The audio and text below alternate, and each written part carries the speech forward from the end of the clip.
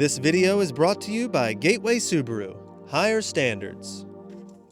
Well, there are a number of ways to hunt deer, but the most unique has got to be muzzleloader.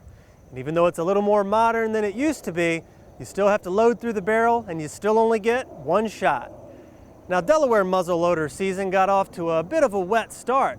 That didn't stop us from taking to the tree stand to hopefully make that one shot count. A lot of stuff that goes on with muzzleloader. Despite the rain, the Smith family is gearing up to hunt on opening morning of muzzleloader season. The weather is not keeping them out of the woods. A little damp, say the least. Yeah. But we're gonna give it a try anyway. Got a little umbrella to get underneath of them.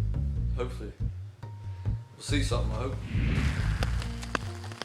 One thing we would see once daylight finally broke was a lot of clouds and a lot of rain.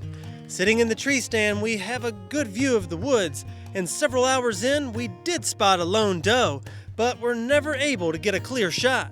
She was over there probably about 65 yards or so. She was just moving in and out of the trees, so really hard to see. I guess you guys did get a glimpse of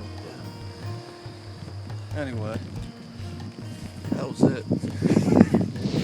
And that was it for Garrett and his Uncle Wayne on opening day of muzzleloader season, so we decide to give it another go in the next few days. She's ready to go. All except for the primer. Muzzles are loaded once again for a late afternoon hunt. I'm going with Wayne and Garrett. Tony and Lane are going elsewhere. We'll be hunting a clover field, and as soon as we approach, we're pleased with what we see.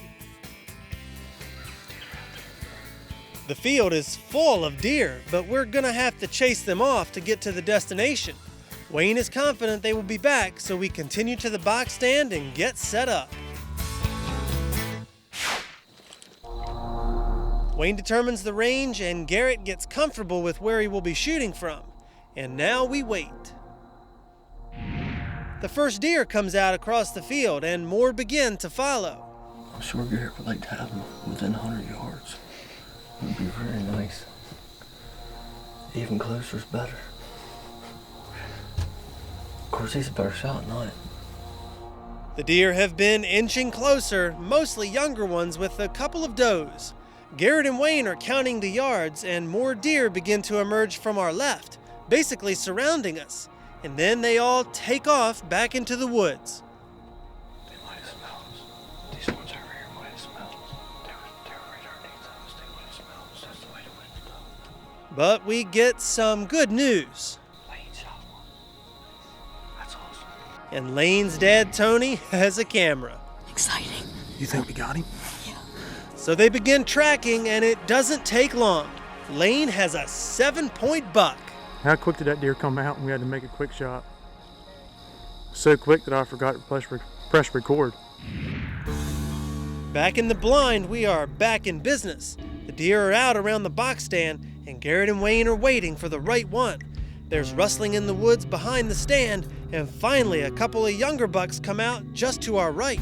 But the guys only want a buck if it's a big one, so these two get a pass. With sunset quickly approaching, they zero in on this antlerless whitetail, and Garrett gets set up. Take your time. Take your time.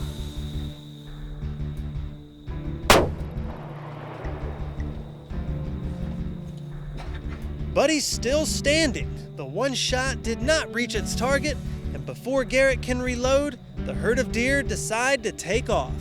That's it, bro. And that is it for us as daylight disappears. So we check in with Lane and his 7-pointer. I was watching the squirrels, and then I saw deer legs, and I saw him. Got the gun up on him, shot him. I'd rather see my son shoot a deer than me shoot a huge buck. I mean, that's fun to me. When he heard about oldest son Garrett's shot, Tony reiterates what any seasoned hunter knows. It's not the last time it's ever going to happen, I can guarantee you that. Misses will happen. Despite a miss, there's some meat to go on the table. And from the looks of things, Garrett will have plenty of opportunities to redeem himself. Get outdoors, Scout Marvin!